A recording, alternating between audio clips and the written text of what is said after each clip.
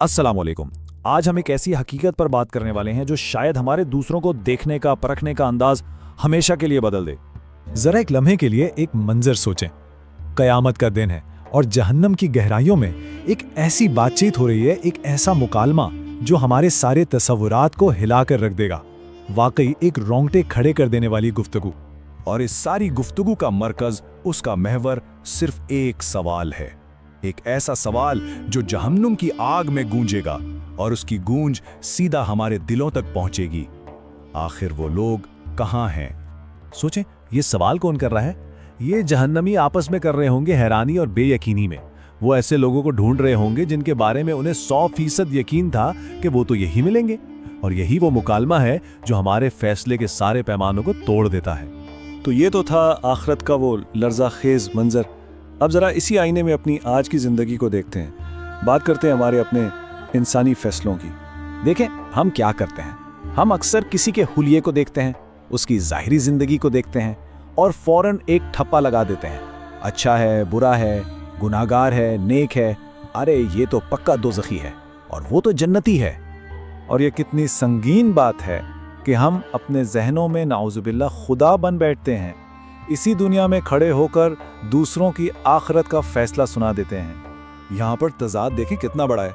एक तरफ हमारा गुमान है, हमारी सोच है कि फ़लाँ शख्स गुनहगार है, उसका ठिकाना तो जहन्नम ही है।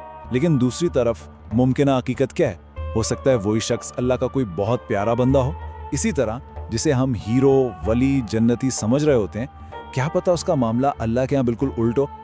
अच्छा, तो वो जो लर्ज़ाखेज़ मुकालमा है जिससे हमने बात शुरू की थी, आखिर वो आया कहाँ से?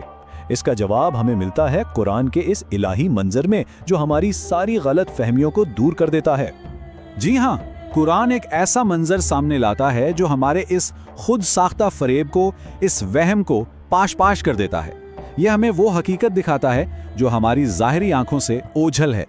ये गहरा सबक हमें मिलता है सूरह साद की आयत नंबर 62 में। जरा गौर कीजिएगा। अल्लाह ताला खुद इस मंजर को अपने कलाम में बयान फरमा रहा है। तसव्वुर करें, जहन्नम की आग में वो लोग एक दूसरे से क्या कह रहे होंगे। और उसका तर्जुमा है, और वो कहेंगे, आखिर क्या बात है भाई, हमें वो लोग नजर क्यों नहीं आ रहे जिन्हें हम दुनिया में बुरे लोगों में शुमार किया करते थे। ये है असल नुक्ता। गौर करें, जिन लोगों पर वो दुनिया में फतवे लगाते थे, जिन्हें गुनाहगार और हकीर समझते थे, वो उनके साथ जहन्नम में है ही नहीं, वो वहां मौजूद ही नहीं है। सुभान अल्लाह। ये तो एक बहुत ही गहरा इंकशाफ है। लेकिन यहाँ सवाल ये उठता है कि आखिर ऐसा क्यों है? हकीकत हमारे अंदाजों से इतनी अलग क्यों है? हमारे फैसले इतने गलत कैसे हो सकते हैं? चलें जरा इन वजूहात को खोजते हैं जो हमें दूसरों के बारे में इतने गलत नतीजे पर पहुंचा देती हैं। इसकी ना कई वजूहात हैं। सबसे पहले तो आज का मीडिया, जिसे चाहे हीरो बना दे, जिसे चाहे विलन। फिर ये कि हम किसी की ज़ाती ज़िंदगी, उसकी मजबूरियों, उसके अंदर की जंग से बिल्कुल बेखबर होते हैं। और हाँ, ज़ाहिरी हुलिया, वो तो सबसे बड़ा धोखा हो सकता है। चाहे किसी ने नेकी का लिबादा उड़ा हो या वो ज़ाहिरन गुनाहों में डूबा नजर आ रहा हो। और सबसे बड़ी बात, हम किसी के अंदर की, उसके दिल की हकीकत को जान ही नहीं सकते। ये इल्म तो सिर्फ अल्लाह के पास है। तो फिर इस गहरे कुरानी सबक को जानने के बाद हमें अमली तौर पर क्या करना चाहिए?